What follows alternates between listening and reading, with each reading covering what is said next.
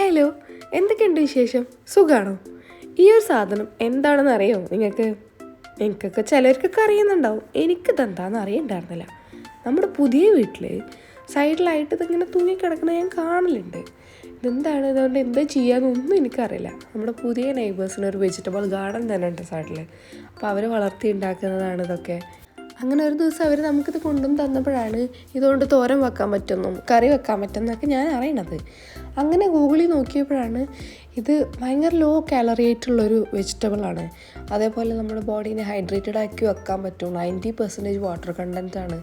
അപ്പോൾ നോമ്പിന് കഴിക്കാൻ പറ്റിയ ബെസ്റ്റ് വെജിറ്റബിളാണെന്ന് തന്നെ പറയാം. അപ്പോൾ അത്താഴത്തിന് നമുക്ക് കഴിക്കാൻ പറ്റിയൊരു തോരൻ റെസിപ്പി ആയിട്ടാണ് ഞാൻ വന്നിട്ടുള്ളത്.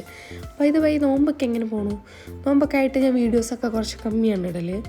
അപ്പോൾ എൻ്റെ വീഡിയോസ് ഇഷ്ടമാവുകയാണെന്നുണ്ടെങ്കിൽ ഒന്നൊന്ന് സപ്പോർട്ട് ചെയ്യാം. നമുക്ക് എങ്ങനെ തോരൻ വെക്കാൻ നോക്കിയാലോ.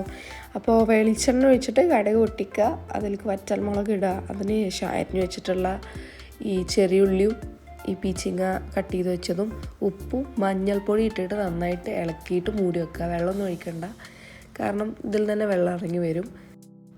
പിന്നെ ഇടയ്ക്കിടയ്ക്കൊന്ന് ഇളക്കി കൊടുക്കുക. അതിന് ശേഷം കുറച്ച് തേങ്ങ ചിരവിയതും കൂടി ഇട്ട് കൊടുക്കുന്നുണ്ട്. അപ്പോൾ അത്രയേ ഉള്ളൂ, സിമ്പിളായിട്ട് ഉണ്ടാക്കാൻ പറ്റും. അത്താഴത്തിന് കഴിക്കുകയാണെങ്കിൽ നല്ലതാണ്.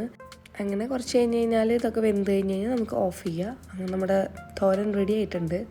നിങ്ങളൊക്കെ അത്താഴത്തിന് എന്താ കഴിക്കുക എന്നൊന്ന് കമൻറ്റ് ചെയ്യണേ. ചിലവരൊന്നും അത്താഴം തന്നെ കഴിക്കലില്ല. എൻ്റെ വീട്ടിലൊക്കെ എപ്പോഴും ചോറും താളിപ്പും സ്രാവ് പൊരിച്ചതൊക്കെ ഉണ്ടാവലുണ്ട്. അപ്പോൾ വീഡിയോ ഇഷ്ടമാവുകയാണെന്നുണ്ടെങ്കിൽ ഒന്ന് സബ്സ്ക്രൈബ് ചെയ്യുക. അപ്പോൾ ഓക്കെ, ബൈ.